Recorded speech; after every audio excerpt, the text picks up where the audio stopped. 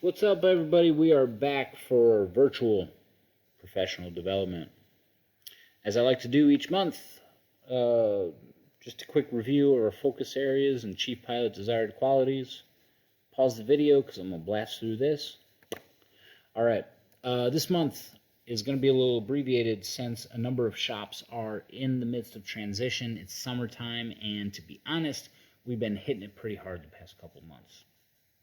Our discussion for this video will be on the 16th.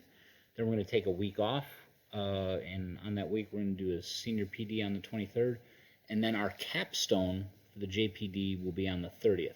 Once we get into August, we're going to break into our officer and enlisted PD groups, so check your respective channels on Slack to see how the videos and chats will be managed. As need or desire dictates, we will have JPDs in the future, just not as regularly as we have had in the past 2 months. As is custom, I present you with our book of the month.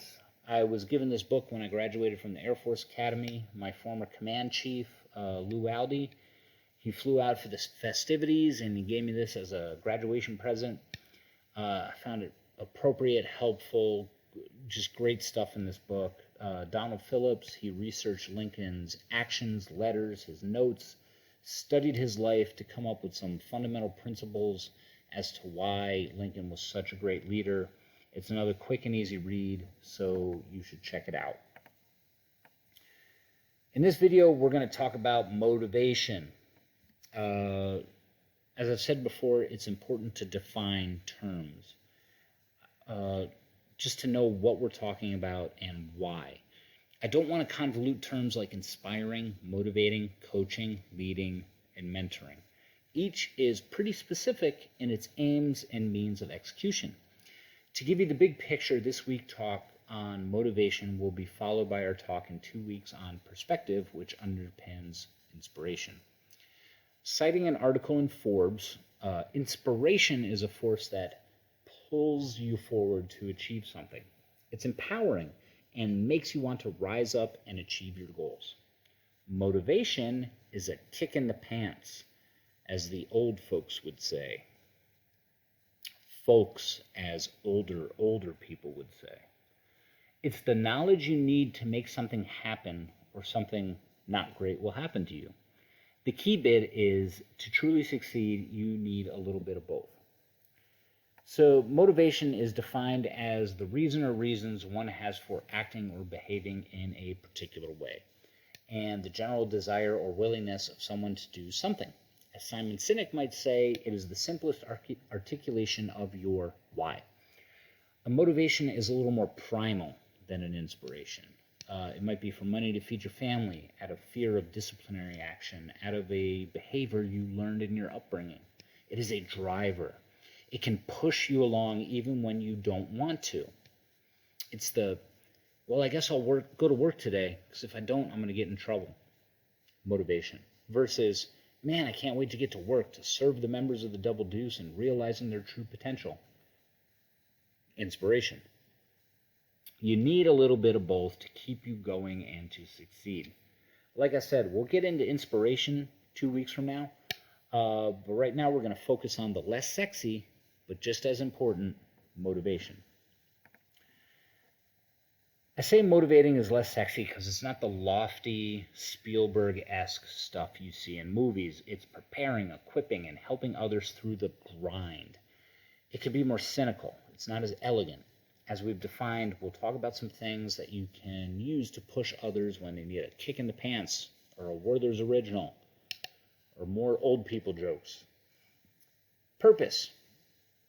We touched on this earlier, but a why does not have to be a deeply felt desire to save the world. In the motivational realm, it can be powerful to remind someone of the benefits of whatever it is that they're doing. For example, any conversation I had with people about staying in the Air Force versus getting out will include a discussion about long-term financial planning, retirement checks, and impact on health care coverage. These are practical things that push all of us because we care about ourselves and our loved ones. It should be a powerful motivator to hold on to the things we view as important, and this can be an incentive to continue to serve, a reason to not make poor decisions, a reason to want to excel and continue to serve, a push, as we've said, a motivation. Individual motivations, one-on-one time. Make sure you get your one-on-one time with people. We'll cover the common motivators today, but some people have specific things that work for them, even though they're outside the realm of what we would normally expect. For example, we had a guy in pilot training who was a college athlete, Division I. The typical instructional approaches were not working for him, and one day he told his instructor, "Dude, yell at me when I mess up." This is what worked for him, and thank goodness he had the self-awareness to know this about himself, and he went on to excel. Incentives.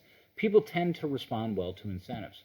Make sure you recognize your people for attaining or surpassing expected performance. But there's a couple keys here. One, people need to know what is expected. This goes back to setting expectations. And two, you need to be able to deliver. By deliver, I mean do not make false promises. Operate in good faith and actually do the work. If you say you're going to put someone in for an award because they do X and then they do it, then you bust your ass to get them that award to the best of your ability. Remove roadblocks. This is an interesting train of thought, so I thought I'd mention it. This isn't really a push or a pull, but psychologically, if your people know that you are removing obstacles to their success, they are more likely to push through a problem. First, because it's easier now that you've removed the roadblocks, and second, they have seen now that you are invested in their problems and putting forth the effort. Lastly, discipline. No one likes to talk about discipline, but it's quite a motivator. It's the reason I don't drive 80 miles an hour down Peabody every morning, though you can probably get away with it on airbase. In a way, we need that anvil hanging over our heads. It keeps us in check in moments of weakness and hopefully compels positive behaviors like calling an Uber when you need one, respecting people's boundaries when they voice discomfort with the situation. Very basic things like that.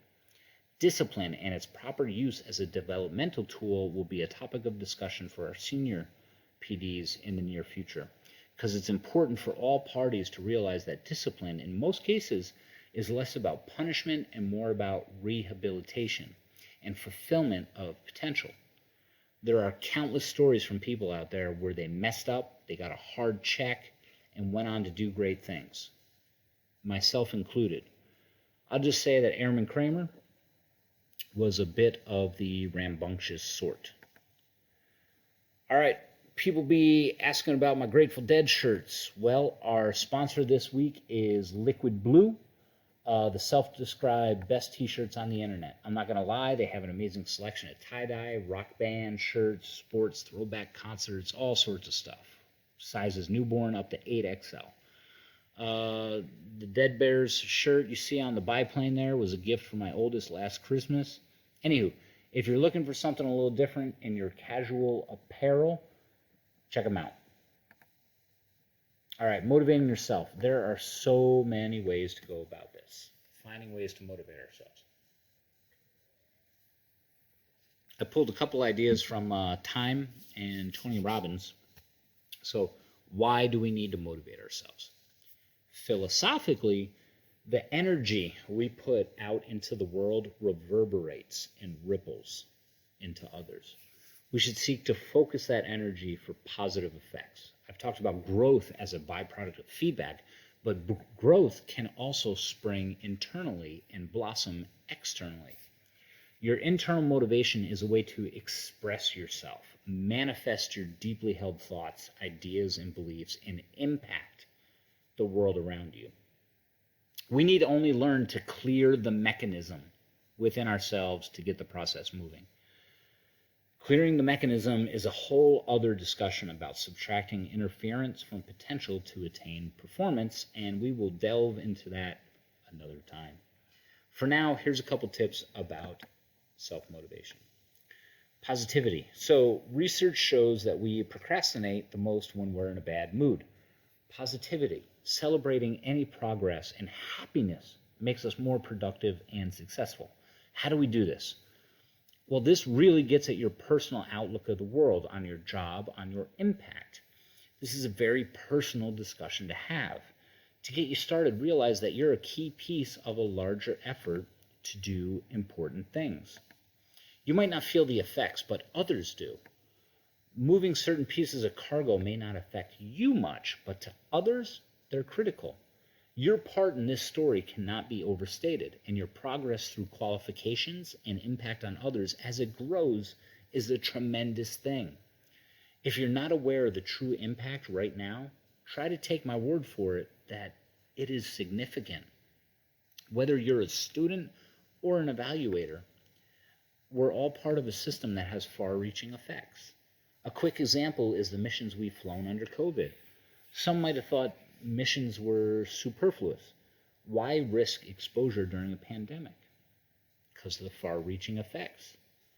Demonstrating to Russia, China, Iran, and others that American capabilities can proceed unhindered by these conditions, that we can project our power at any time, any place, even with the conditions we were dealt. Second, reward. In a word, treat yourself. Set up a program of personal rewards and incentivize your achievements. If I do this, I get this. We don't need to always rely on others for motivation. We can set up our own treats, whether it be carbs, a vacation, a nap, or a material reward. Lastly, peer pressure. Surround yourself with the people you want to be, and it's far less taxing to do what you should be doing. Hang with peers, superiors, even subordinates that push you to be better. Find others that sharpen your steel. You can substantially impact your environment by picking those who are around you.